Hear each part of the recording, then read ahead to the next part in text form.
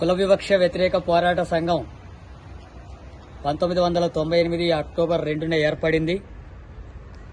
ఆత్మగౌరవం, సమానత్వం, కుల నిర్మూలన లక్ష్యంతోన మొత్తం ఉమ్మడి ఆంధ్రప్రదేశ్లో, తెలంగాణలో సామాజిక న్యాయ పోరాటాలను నిర్వహిస్తుంది.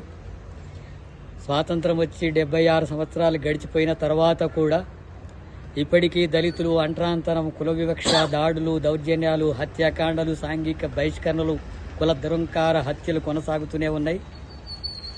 రాజ్యాంగం అనేక హక్కులు కల్పించినా, అట్రాసిటీ యాక్ట్ వచ్చినా, పౌర హక్కుల చట్టం ఉన్నా, జస్టిస్ పున్నయ్య కమిషన్ సిఫారసులున్నా అమలు చేసేటటువంటి పాలక వర్గాలు ఆధిపత్య కుల ధోరణితో ఉండడం వల్ల చట్టాలు అమలు జరగడం లేదు. ఆ రకంగా అగ్రకుల ఆధిపత్యం కొనసాగుతుంది. మహిళల మీద అత్యాచారాలు జరుగుతున్నాయి. వీటిని అరికట్టడంలో కేంద్ర రాష్ట్ర ప్రభుత్వాలు పూర్తిగా విఫలమవుతున్నాయి.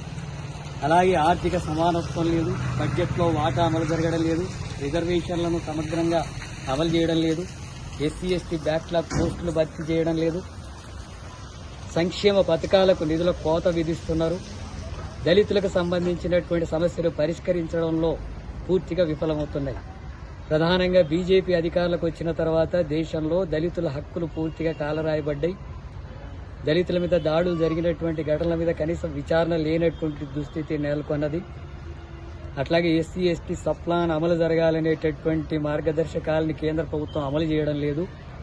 దానివల్ల మొత్తం దేశవ్యాప్తంగా దళితులకు రావాల్సినటువంటి సంక్షేమ పథకాలు, సబ్సిడీలన్నీ కూడా కోత పెట్టడం అనేటప్పుడు జరుగుతుంది.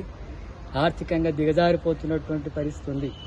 ఈ నేపథ్యంలో మత ఉన్మాదాన్ని రెచ్చగొట్టి దళితుల మీద దౌర్జన్యాలు చేసేటటువంటి కార్యక్రమాలు కొనసాగిస్తున్న బీజేపీ రిజర్వేషన్లు నిర్మూలించాలని ప్రయత్నం చేస్తోంది. మొత్తం రాజ్యాంగాన్నే మార్చాలనేటటువంటి కుట్రపూరితమైన ధోరణితో ఉంది. రాజ్యాంగం కల్పించినటువంటి హక్కుల్ని, రిజర్వేషన్లని, సమానత్వాన్ని, అలాగే అంటరాంతరం, కుల వివక్ష నిషేధించినటువంటి చట్టాలని, వీటన్నిటిని కూడా నిర్వీర్యం చేసేటటువంటి ధోరణిలో కేంద్ర ప్రభుత్వం, మోడీ ప్రభుత్వం వ్యవహరిస్తున్నది.